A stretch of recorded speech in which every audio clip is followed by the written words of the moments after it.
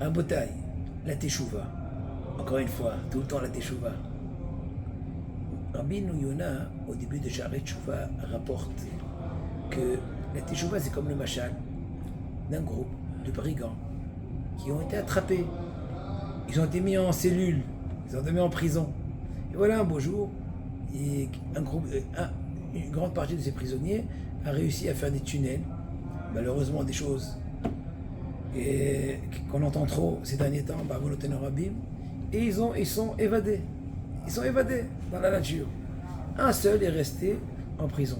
C'est marqué dans le Midrash qu'il est venu, le gardien de la prison, il a frappé fortement ce prisonnier. Il a dit, mais qu'est-ce que j'ai fait? J'ai été un vaillant citoyen, j'ai accepté sur moi la punition du roi, eux ils sont sauvés, ils ne nous ont pas attrapés, moi je dois payer. La réponse est, il lui dit, il y avait un tunnel devant toi, pourquoi tu t'es pas échappé? Mais je ne comprends pas. Il disait, les Moussard, l'idée profonde est la suivante. Une personne qui souffre d'être en prison de façon instinctive, la première occasion qu'elle a de s'évader, elle le fait. Elle ne réfléchit même pas au fait qu'elle risquerait de se faire réattraper par la police ou par les services de prison. Le fait que cette personne-là ne s'est même pas efforcée de s'évader, ça prouve, entre guillemets, qu'elle s'en fichait de la punition du roi. Donc, au contraire, c'est de la ga'ava de rester là. Et Arbodai, c'est un machal. Le nimshal est très clair. À Kadosh Baourou, on s'approche maintenant fortement de Rosh Hashanah, grandement de Rosh Hashanah, quelques jours avant Rosh Hashanah.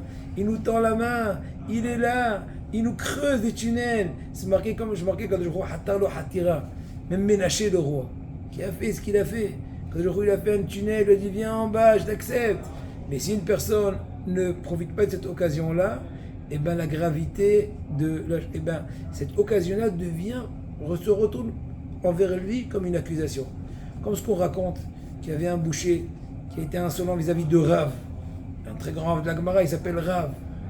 Et la veille de Kippour, il est venu, Rav se présenter devant lui pour lui donner l'occasion de demander pardon. Il n'a pas demandé pardon, il a même été mésalzel. Il dit qui tu es?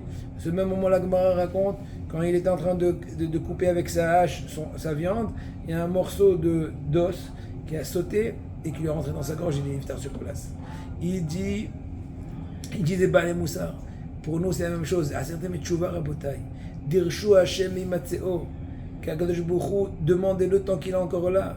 Au contraire, quand il nous tend la perche, si on ne prend pas l'occasion, à la rigueur, il aurait valu mieux de ne pas même pas tendre la perche. Parce que maintenant, la perche, non seulement il n'a pas profité de s'attraper à la perche, mais en plus, ça devient une nouvelle accusation plus grave qui va compliquer son dossier judiciaire.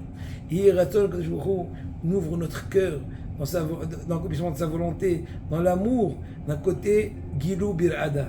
D'un côté, il faut être joyeux, mais aussi ne pas oublier la Ra'ada de Madine, parce que c'est une réalité. Ne pas de perdre la bonne humeur que de cela, mais aussi être très sérieux.